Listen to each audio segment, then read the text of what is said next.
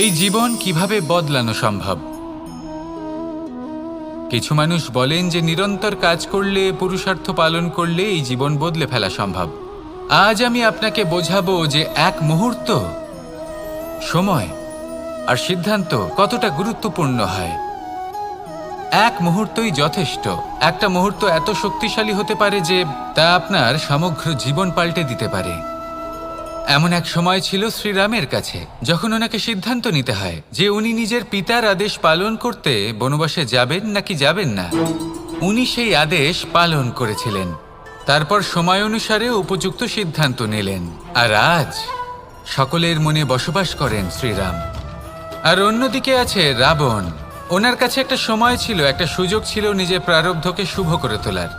উনি ভুল করলেন আর মৃত্যু লাভ করলেন। নির্বাচন সবসময় আপনার হাতে, শুধু আপনাকে সময়কে বুঝতে হবে, সেই মুহূর্তকে বুঝতে হবে আর উচিত সিদ্ধান্ত নিতে হবে, ব্যাস। বুঝতে শিখুন এই সময়ের দাবি কি, বুঝতে শিখুন এই সময়ের ইচ্ছে কি, আর উচিত সিদ্ধান্ত নিন। আর আমার সাথে ভালোবেসে বলুন, রাধা রাধা। জ্ঞান এবং অহংকার, এই দুইয়ের মধ্যে সম্পর্ক কোথায়? সম্পর্ক ঠিক সেরকম যেরকম হাত এবং কাকনের, যেমন চোখ এবং দৃষ্টির সম্পর্ক। এবার আপনি বলবেন, এ আমি কি বলছি? জ্ঞান এবং অহংকারের এমন সম্পর্ক কি করে হতে পারে? দেখুন, যে ব্যক্তি জ্ঞানী, যার কাছে জ্ঞান রয়েছে এবং তিনি জানেন যে তার কাছে জ্ঞান রয়েছে, তার মধ্যে নিজে থেকেই অহংবোধ জাগ্রত হয়। খুব কম সংখ্যক এমন জ্ঞানী ব্যক্তি আছেন যারা নিজেদের অহংকারের বিষয়ে আঁচ করতে পারেন। প্রকৃত জ্ঞানী হলেন তিনি, যিনি নিজের জ্ঞানের সদ্ব্যবহার করে অহংকারকে দূর করেন। উচিত সময়ে বুঝে যান, নিজের অন্তর যাচাই করে এই বিষয়টা দেখেন যে তার অন্তরে অহংবোধ জাগ্রত হচ্ছে এবং নিজেকে সেখানেই থামিয়ে দেন, যাতে অহংকারের পথে তিনি অগ্রসর না হয়ে যান। এই অহংকার কখন উচিত, কখন অনুচিত, কখন প্রয়োগ করা উচিত, উচিত নয়, কখন বাধা দেওয়া উচিত, এটা শেখা অত্যন্ত প্রয়োজনীয়। আর যদি এটা আপনি শিখতে পারেন, তাহলে আপনি একজন জ্ঞানীও হয়ে উঠবেন এবং সুখীও থাকবেন। তাই মনে রাখবেন, এই জ্ঞান নিয়ে কখনোই অহংকার করবেন না, বরং সবসময় নিজের অহংবোধের বিষয়ে প্রকৃত ধারণা রাখবেন। আসুন আমার সাথে ভালোবেসে বলুন, রাধা রাধা। আমাদের জীবনে 7 ধরনের সুখ আছে, আর সেগুলো লাভ করার জন্য আমরা অত্যন্ত প্রচেষ্টা করি। কিন্তু কোনো প্রচেষ্টা করার পূর্বে তা কিভাবে করব সেটা বোঝা খুব প্রয়োজন, আর সেখানেই আমরা ভুল করে থাকি। যে কাজটা আমাদের পরে করা উচিত, সেটাই আমরা আগে করে বসি। আপনাকে স্পষ্ট করে বোঝাই, প্রত্যেক সুখের সাথে 2টি ক্রিয়া জড়িত থাকে। এবার যখন আমরা ধনের কথা বলি, তখনও 2টি ক্রিয়া জুড়ে থাকে। প্রথম ক্রিয়া হলো ধন অর্জন করা, দ্বিতীয় ক্রিয়া হলো ধনের ব্যবহার করা। আর জীবনে ধনের ব্যবহার করার পূর্বে ধন কিভাবে অর্জন করতে হয় তা শেখা অত্যন্ত প্রয়োজনীয়। আমরা মন্দিরে যাই, ভগবানের আরাধনা করি, তার জন্য পুজো করি, ওনাকে প্রসন্ন করতে চাই, কিন্তু তার আগে ভগবানের ওপর আস্থা রাখা প্রয়োজনীয়। যদি আপনার অটল বিশ্বাস থাকে, তবেই আপনি প্রকৃত ভক্ত হয়ে উঠতে পারবেন। এবার যদি আপনি বক্তা হয়ে থাকেন, শ্রেষ্ঠ বক্তা হতে চান, এই সংসারের সামনে নিজের বক্তব্য রাখতে চান, তাহলে কথা বলার পূর্বে কথা শুনতে শিখুন। তবেই আপনি একজন শ্রেষ্ঠ বক্তা হয়ে উঠতে পারবেন। জীবনে সম্পর্ক স্থাপন করার আগে সম্পর্ক বজায় রাখতে শিখুন, তবেই আপনি একজন প্রকৃত সাথী হয়ে উঠবেন। জীবনে পরাজয় মানার পূর্বে বিজয়ী হওয়ার চেষ্টা কিভাবে করতে হয় সেটা শিখুন, তবেই আপনি একজন নিপুণ ব্যক্তি হয়ে উঠবেন। অন্তিম এবং সবথেকে গুরুত্বপূর্ণ কথা, জীবনে ভালোবাসা লাভ করার পূর্বে ভালোবাসা প্রদান করতে শিখুন, তবেই আপনি একজন প্রকৃত প্রেমী হয়ে উঠবেন। আসুন আমার সাথে ভালোবেসে বলুন, রাধা রাধা। এই সংসারের সবথেকে বড় যুদ্ধ কোনটা? দেব অসুরের যুদ্ধ, যা অনেক বছর ধরে চলেছিল, নাকি রাম রাবণের যুদ্ধ, নাকি মহাভারত? না, সংসারের সব থেকে বড় যুদ্ধ হলো সেইটা যা নিজের সাথে লড়া হয়, নিজের মনের সাথে লড়া হয়, নিজের অন্তরের সাথে লড়া হয়। এটাই সব থেকে বড় যুদ্ধ। এবার নিজেই দেখুন আপনার সব থেকে বড় শত্রুকে। আপনার স্বার্থ, আপনার কামনাগুলি, আপনার অহংকারগুলি, যা আপনাকেই নষ্ট করে দেয়। যদি এদের ওপর আপনি বিজয় লাভ করতে পারেন, তাহলে ধরে নিন এই সংসারে সবার উপরে আপনি বিজয় লাভ করতে পারবেন। এই সংসারে কেউ আপনাকে পরাজিত করতে পারবে না। কিন্তু তার জন্য প্রয়োজন অনুভূতির। অনুভূতি ভালোবাসার, অনুভূতি অনুপ্রেরণার। যে ব্যক্তি ভালোবাসতে পারেন এবং প্রেরণা দিতে পারেন, তিনি চিরকাল জয়লাভ করতে পারেন। নিজের কাছে ভালোবাসার এক অস্ত্র রাখুন আর প্রেরণার এক ঢাল। জীবনে কেউ আপনাকে পরাজিত করতে পারবে না। আসুন আর আমার সাথে ভালোবেসে বলুন, রাধা রাধা। সৌন্দর্য।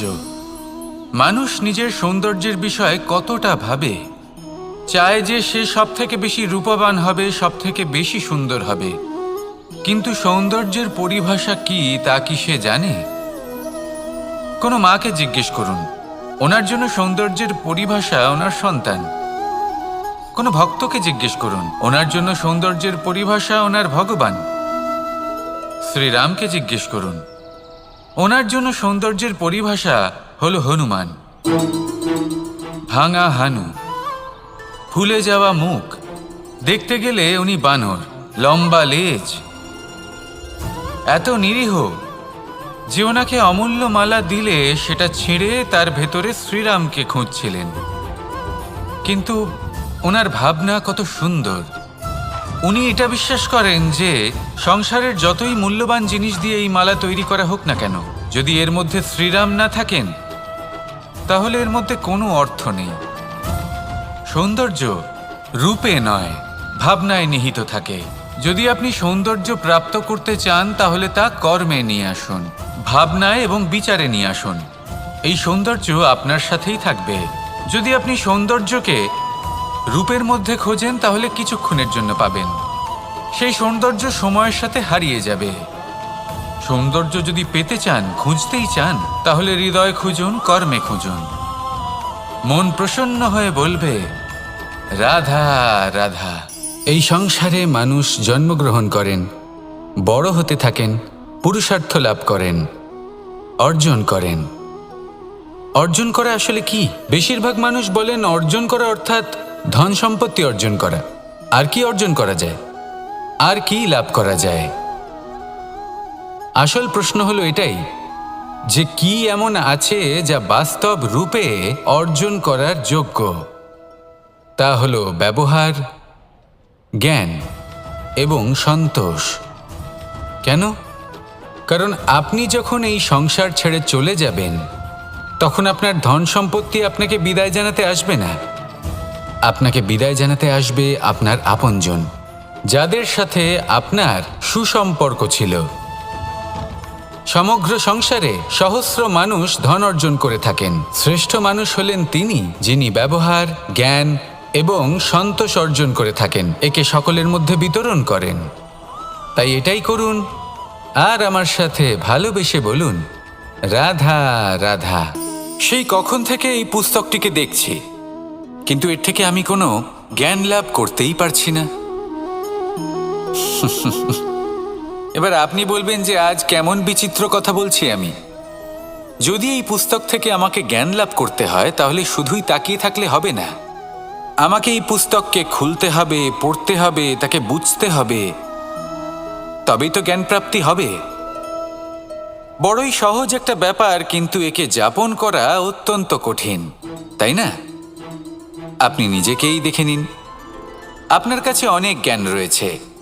সহজ থেকে সহজতর জ্ঞানের কথা যদি বলি, আপনি এটুকু তো জানেন যে সত্যি কথা বলা ভালো কাজ, দান করা হলো পুণ্যের কাজ। আপনি জানেন যে পরিশ্রম করলে সাফল্য আসবে। এই জ্ঞান তো আমাদের কাছে রয়েছে, এমন অনেক জ্ঞান আমাদের কাছে রয়েছে, কিন্তু আলস্যের কারণে, অবহেলা করে আমরা শুধু এই জ্ঞান প্রয়োগ করতে পারি না, এই জ্ঞান যাপন করতে পারি না, একে আচরণে প্রয়োগ করতে পারি না, সেই জন্য দুঃখী হয়ে যাই। তাই আপনার কাছে যা যা জ্ঞান আছে, যা যা জ্ঞান আপনি লাভ করেছেন, সেই জ্ঞান যাপন করা শুরু করুন, জীবনে প্রয়োগ করতে শুরু করুন। এই মন প্রত্যেকটি মুহূর্তে প্রসন্ন থাকবে, আর লক্ষ্যপ্রাপ্ত করে এই মন বলবে, রাধা রাধা। একটা জলের ফোঁটাকে ফোঁটা নামে সম্বোধন করা হয়। অনেক ফোঁটা একত্রিত হলে সাগরের রূপ ধারণ করে। শুধু একটা পাতাকে পাতা বলা হয়, অন্য অনেক পাতার সাথে একত্রিত হলে তা গ্রন্থের রূপ ধারণ করে। একটা মাত্র সুতো অন্য সুতোর সাথে মিলিত হলে বস্ত্রের রূপ ধারণ করে। অনেক সংখ্যক ইট একত্রিত হলে মহলের রূপ ধারণ করে। সৈন্যরা একত্রিত হলে সৈন্যদল তৈরি হতে পারে। এটা হলো শক্তি সংগঠনের, এটাই হলো শক্তি একতার। তা সে বনস্পতি হোক বা কোনো ব্যক্তিই হোক, কোনো মনোভাবই হোক, যদি একা থাকে তাহলে দুর্বল হয়ে পড়বে। যদি সংগঠিত থাকে তাহলে শক্তিও বাড়বে আর আপনাকে সামনে এগিয়েও নিয়ে যাবে। তাই এই একতায় বিশ্বাস রাখুন আর আমার সাথে ভালোবেসে বলুন, রাধা রাধা। এমন কিছু রয়েছে মানুষের মনে, তাদের জীবনে এমন এক আবেগ যা সর্বজন বিদিত, যা সবাই জানেন যে উপস্থিত আছে। সেটাকে আমরা সমস্যা বলে থাকি। এমনিতে আমরা সকলেই জানি যে এমন কোনো গৃহ নেই যেখানে মৃত্যুর ছায়া পড়েনি, এমন কোনো বৃক্ষ নেই যার দ্বারা ওষুধ তৈরি সম্ভব নয়, এমন কোনো অন্ন নেই যা সময়ের সাথে বিষ বা অমৃতে পরিণত হতে পারে। এবার এই সমস্যাগুলি কোনো ব্যক্তির জন্য সমস্যা হতে পারে, কিন্তু নিজে থেকে এরা কোনো সমস্যাই নয়। এরা আসে আমাদের সাহায্য করতে, আমাদের কিছু শেখাতে। আপনি নিজেই দেখুন, পর্বতের শিখর থেকে কোনো এক পাখি পড়ে গিয়ে নিজের প্রাণ ত্যাগ করল। সেটা কখন সম্ভব? যখন সেই পাখি ওড়ার চেষ্টাই করে না। তখন যখন কোনো ব্যক্তি জলে পড়ে যান এবং ডুবে গিয়ে নিজের প্রাণ হারান, এর সম্ভাবনা কখন বেশি থাকে? যখন সেই ব্যক্তি সাঁতার কাটার চেষ্টাই করেন না। তখন এই সমস্যা প্রত্যেকের জীবনে থাকবেই, কিন্তু এটা মনে রাখা প্রয়োজনীয় যে কোনো সমস্যা পরিস্থিতির কারণে সমস্যা হয়ে ওঠে না। এই পরিস্থিতি যখন আমাদের সামনে আসে, আমাদের তা কঠিন মনে হয়, আমরা নতমস্তক হয়ে পড়ি, ভয়ভীত হয়ে পড়ি, তার সম্মুখীন হতে পারি না। তখন তা সমস্যার রূপ নেয়। দৃঢ় হয়ে দাঁড়িয়ে থাকুন সাহসের সাথে, এই পরিস্থিতিগুলির সম্মুখীন হন, দেখবেন সমস্যা কখন সাফল্যে পরিণত হবে আপনি জানতেই পারবেন না। আসুন আমার সাথে ভালোবেসে বলুন, রাধা রাধা। এই সংসারে কখনো কোনো ব্যক্তিকে তার বাইরের পোশাক দেখে বিচার করার চেষ্টা করবেন না, এটা খুব বড় ভুল করবেন। যেমন আমরা জীবনে অনেক সময় এমন করি, ধরুন কোথাও একটা গাছ দেখলাম, খুব বিশাল আকারের একটা গাছ, যেটা মাটির থেকে অনেক উঁচুতে পৌঁছে গেছে, যার বিশাল শাখা আছে। সেগুলো দেখে আমরা ভাবি যে এই গাছে হয়তো কত সুস্বাদু ফল আছে, আমরা সেই গাছের পরিচর্যা করতে থাকি। আবার অন্যদিকে হলো একটি তৃণ, যেটা মাটি থেকে কিছুটা উঁচুতে পৌঁছেছে, কিন্তু সেই তৃণর নিচে, মাটির নিচে অত্যন্ত সুস্বাদু ফল বা সবজি জন্ম নেয়, যা আমাদের স্বাস্থ্যের পক্ষে অত্যন্ত উপকারী। সেই জন্য কখনো আবরণ দেখে কাউকে বিচার করতে চেষ্টা করবেন না। তার বদলে এটা বোঝার চেষ্টা করুন যে আপনার সামনে যে ব্যক্তি আছে বা বস্তু আছে, তার বিশেষত্ব কি। যদি এই বিশেষত্ব বোঝার ক্ষমতা আপনি অর্জন করেন, যদি এই শিল্প আপনি নিজের ভেতরে জাগ্রত করেন, তাহলে এই সংসারে বিশেষত্ব কি সেটা আপনি জানতে পারবেন। আর এই সমস্ত খেলা দৃষ্টি থেকে নয়, দৃষ্টিভঙ্গি থেকে জন্ম নেয়। দৃষ্টিভঙ্গি সবসময় শুভ রাখুন আর আমার সাথে ভালোবেসে বলুন, রাধা রাধা। যখন মানুষের মৃত্যু হয় তখন কি হয়? অনেক সংখ্যক মানুষ শোক পালন করতে চলে আসেন।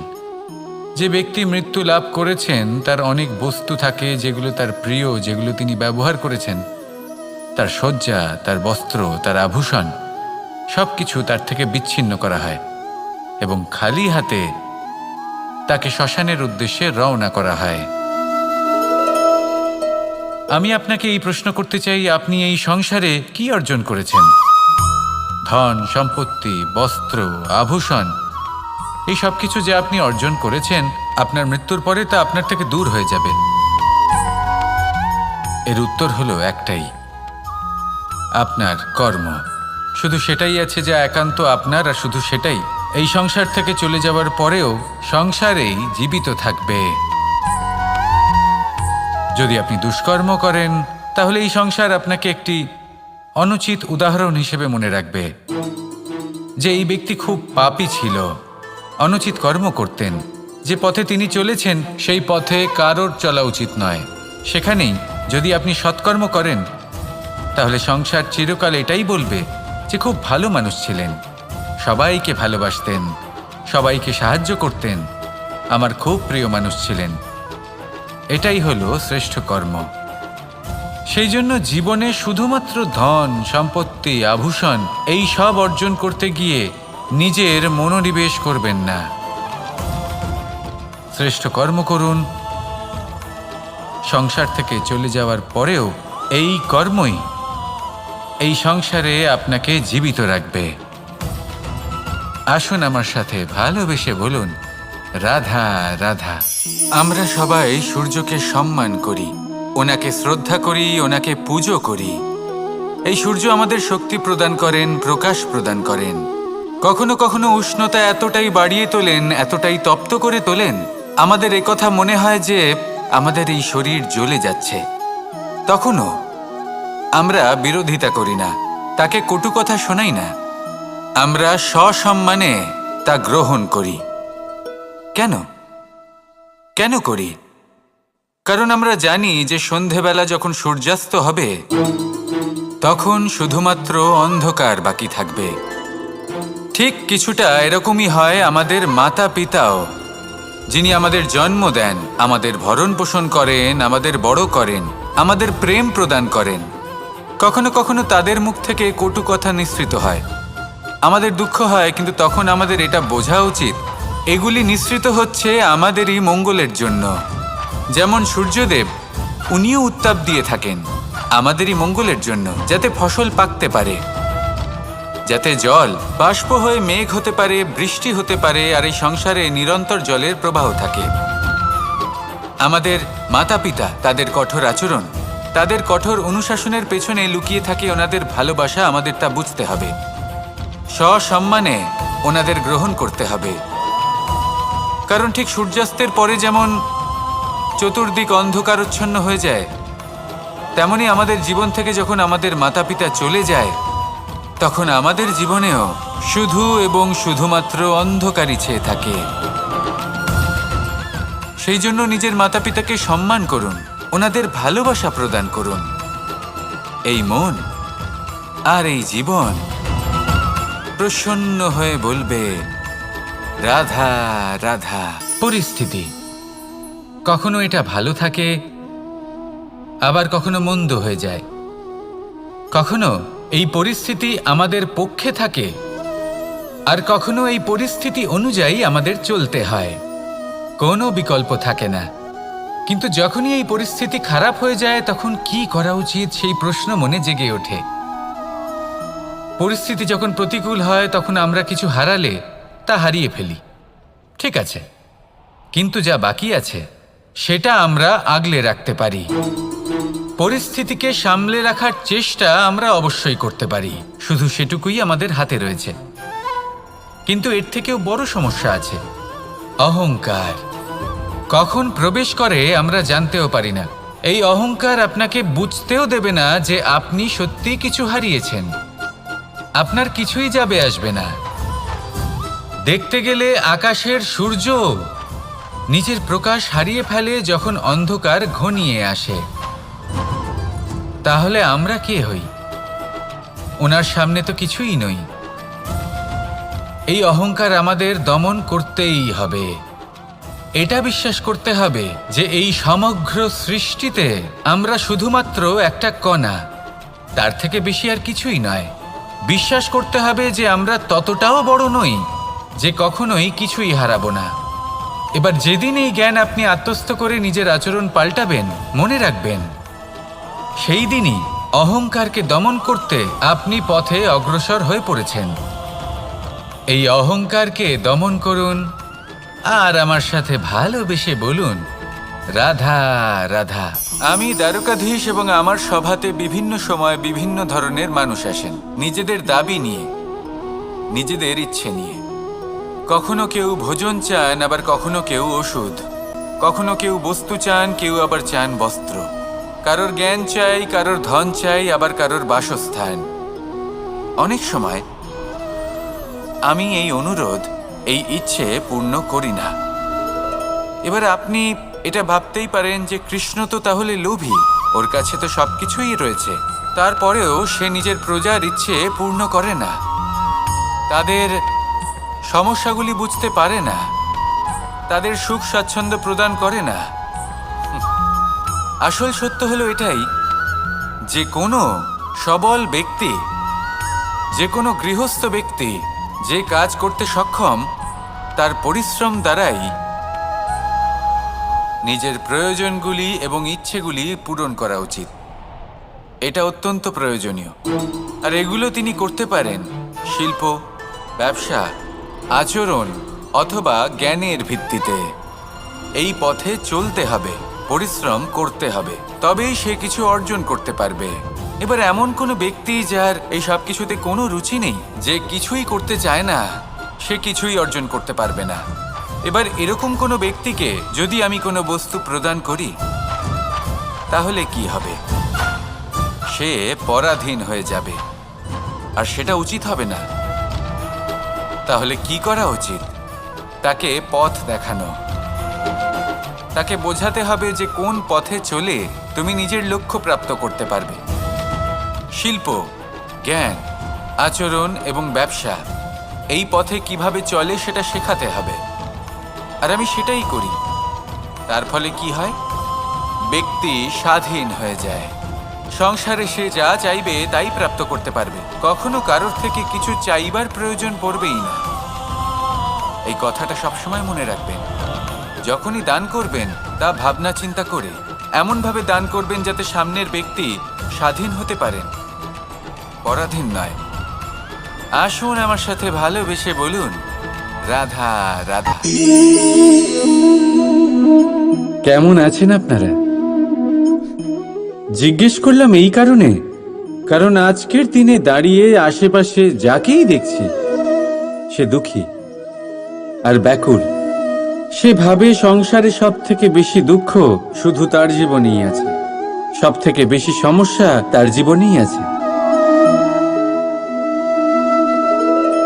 সংসারে এমন কেউ নেই যার জীবনে কোনো সমস্যা নেই, আর সংসারে এমন কোনো সমস্যা নেই যেটার সমাধান মানুষের কাছে নেই।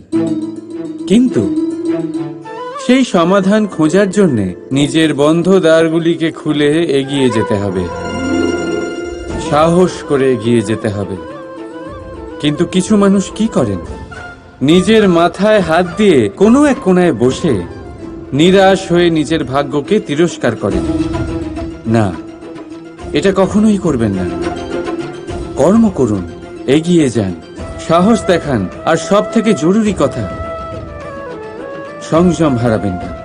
কারণ আপনার লক্ষ্য যতই কঠিন হোক না কেন, সেটা অবধি পৌঁছানোর রাস্তা আপনার পায়ের তলা দিয়ে সর্বদাই যাবে। রাধা রাধা।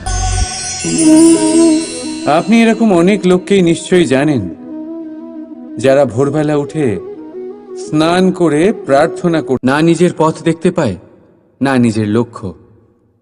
এই কারণে নিজের বিশ্বাস হারিয়ে ফেলে সে, আর এই কারণে ভয় পেয়ে যায়। চলুন আপনাকে আরো একটা প্রশ্ন করি। এই সংসারে কি এতটাই অন্ধকার আছে যে এই প্রদীপের অস্তিত্ব লুকিয়ে রাখতে পারে? না, উল্টে এই প্রদীপ অন্ধকারকে আহ্বান জানায়। নিজে জ্বলে সংসারকে আলোকিত করে এই ছোট্ট প্রদীপ। এবারে যখন এই ছোট্ট প্রদীপ অন্ধকারকে ভয় পায় না, তাহলে আপনি কেন অসফলতাকে ভয় পান? আপনার অন্তরে একটা অমর আত্মা আছে, শুধু দরকার ওই আত্মাকে জাগিয়ে তোলা। নিজের অন্তরের এই আত্মাকে জাগ্রত করে দেখুন, সব স্পষ্ট দেখতে পাবেন। রাধা রাধা। ক্রোধ, ক্রোধ কি সেটা কে না জানে? সব আয়ু, সব বর্গ, সব শ্রেণীর মানুষের ক্রোধ অনুভব করা হয়ে গেছে। এমনকি কারোর কারোর তো পরিচয়টাই এইভাবে দেওয়া হয় যে, কিন্তু এই ক্রোধ কি করতে পারে সেটা খুব কম লোকে জানে। ক্রোধ কিছুটা এরকম, কোনো জ্বলন্ত পাথরকে ধরা আর সেটা কারোর দিকে ছোড়া। এবার এটার পেছনে আমার ইচ্ছে থাকে সামনের জনকে জ্বালানোর, কিন্তু তার আগে তো আপনার নিজের হাত জ্বলে যাবে। তাই মনে রাখবেন, যখনই আপনি কারোর উপরে ক্রুদ্ধ হবেন, সর্বপ্রথম সেটা আপনার বিনাশের কারণ হয়ে দাঁড়াবে। আমি বলি, যখন এই সংসারে করার জন্য প্রেম আছে, তাহলে ক্রোধ করার কি দরকার? প্রেম করুন, এই প্রেম সবার সাথে ভাগ করে নিন আর ভালোবেসে বলুন, রাধা রাধা। বেশিরভাগ সময় আমাদের কাছে একটা অজুহাত থাকে। আমাদের মনে হয় যে এই সংসারে এসে আমরা কি করব? যা আমরা করতে চাই সেটা তো আগেই কেউ করে ফেলেছে। আমাদের কাছে তো করার মতো কিছুই নেই। যদি আপনাকে উদাহরণ দিই, এই পুজোর থালাগুলো দেখুন, আগে থেকেই সব কিছু সাজিয়ে রেখে দেওয়া হয়েছে এখানে। এবার আমরা ভাববো যে এরপর আর কি করার আছে, সবকিছু তো আগে থেকেই হয়ে গেছে। এবার এখানে সমস্যা কর্তব্যের মধ্যে নেই, এখানে সমস্যা আমাদের চিন্তাধারায়। আমরা এটা চিন্তা করতে সময় কাটিয়ে দিই যে কি হয়ে গেছে। আমাদের এটা চিন্তা করা উচিত যে কি করা এখনো বাকি আছে, যাতে আমরা যোগদান করতে পারি।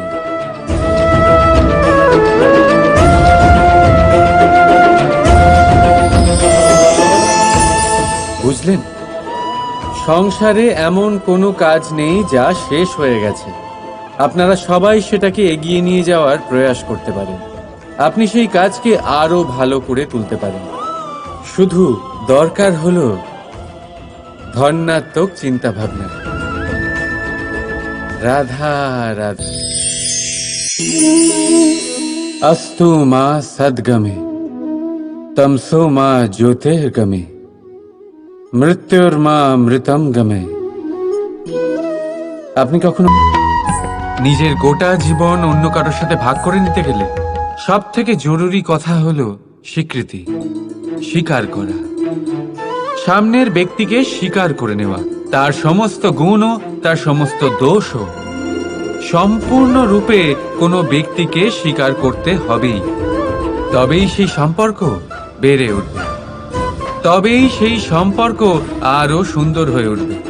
একে অপরের দোষ বের করা, ওদের ছোট করা, এটা শুধুমাত্র একটাই কাজ করে, কোন সম্পর্কের জীবনকে নাশ করে শুধুমাত্র। উল্টে এটা হওয়া উচিত যে একে অপরের দোষ জেনে নিয়ে তাদের জানতে না দিয়ে তাদের শোধরানো উচিত। তাদের দুর্বলতাকে তাদের শক্তি বানিয়ে দেওয়া উচিত। এটাই তো প্রকৃতপক্ষে দাম্পত্য। এটাই হলো খারাপের দমন, আর এটাই হলো গুণের উদয়।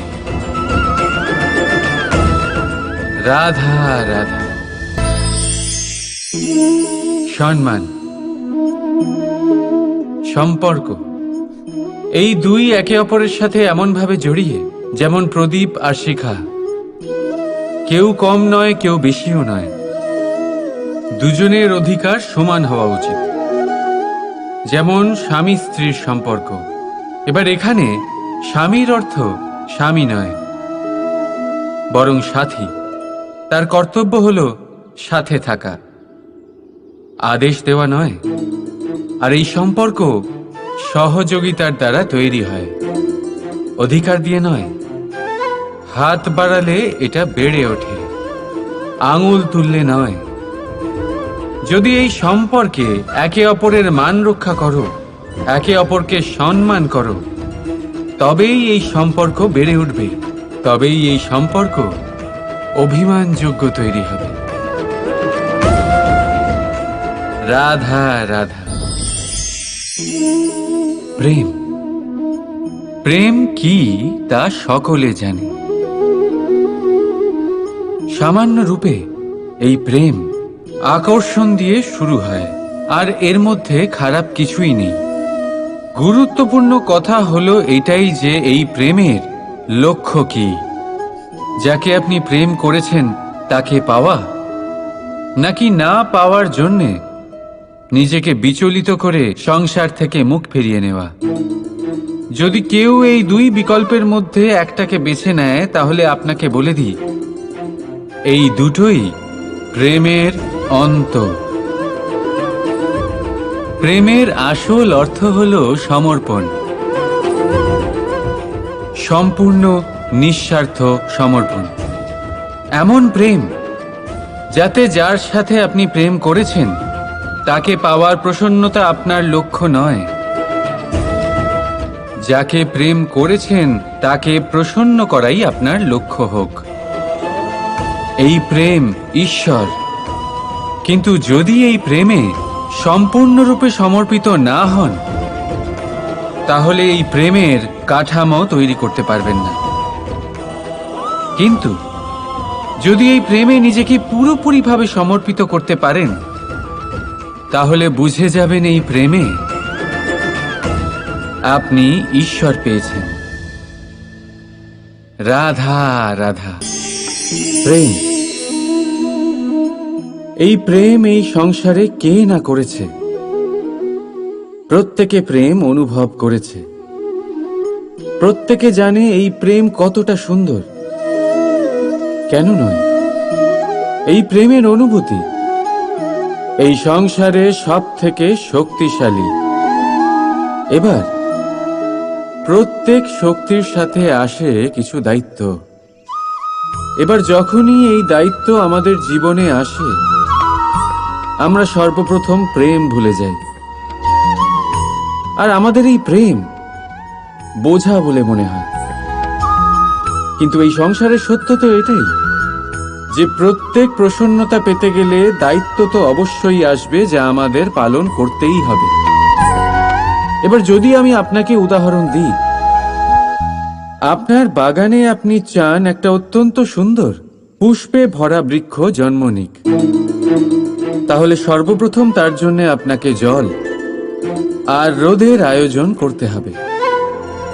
তার শিকড়ে যাতে পোকা না ধরে তা আপনাকে সুনিশ্চিত করতে হবে।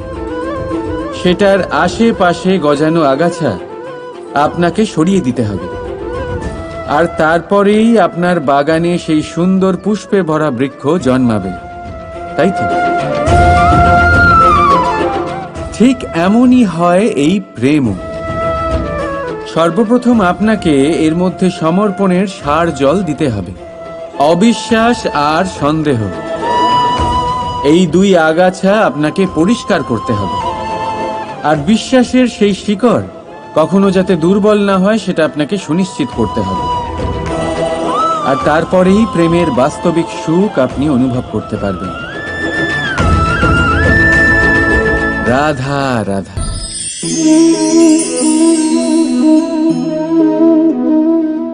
কাঁকড় এতই ছোট যে আঙুলের মাঝে ধরা যায়, কিন্তু ভাবুন যে এই কাঁকড় যদি আপনার চোখে চলে যায়, তাহলে কত বড় সমস্যা হয়ে দাঁড়াবে। এবারে ভাবুন এই কাঁকড় যদি আপনার পথে থাকে, আপনি পাদুকা পরে বড়ই সহজে হেঁটে চলে যেতে পারবেন।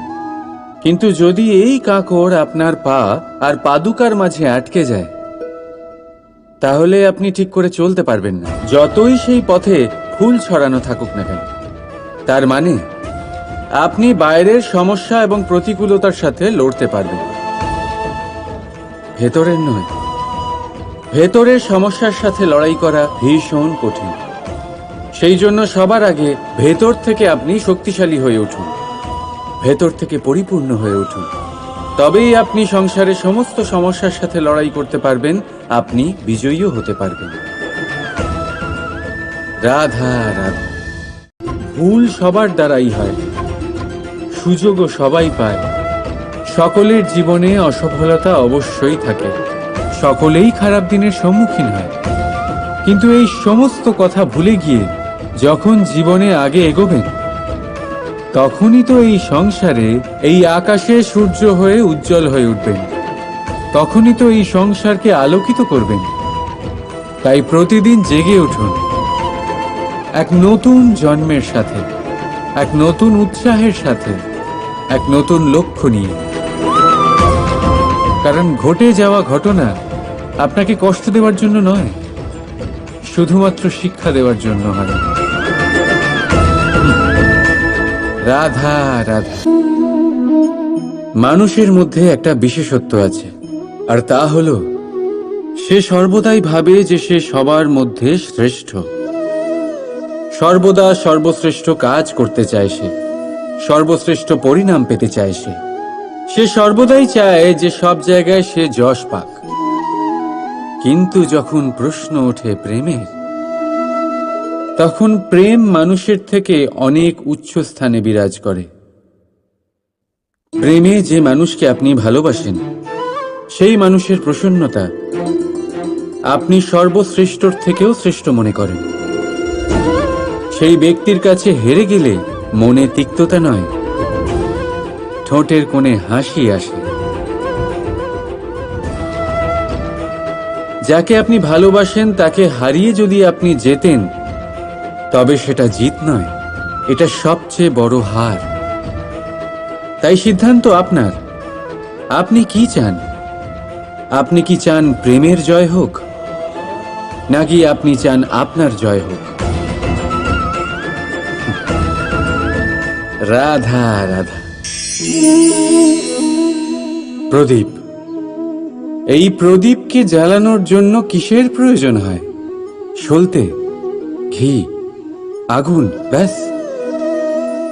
না, আসলে বাস্তব রূপে সত্যি এটাই যে এটা জ্বালানোর জন্য বায়ুর প্রয়োজন হয়। বায়ু জানা শুধুমাত্র আমাদের প্রাণদান করে, বরং এই আগুন জ্বালাতেও আমাদের সাহায্য করে। এবারে দেখুন,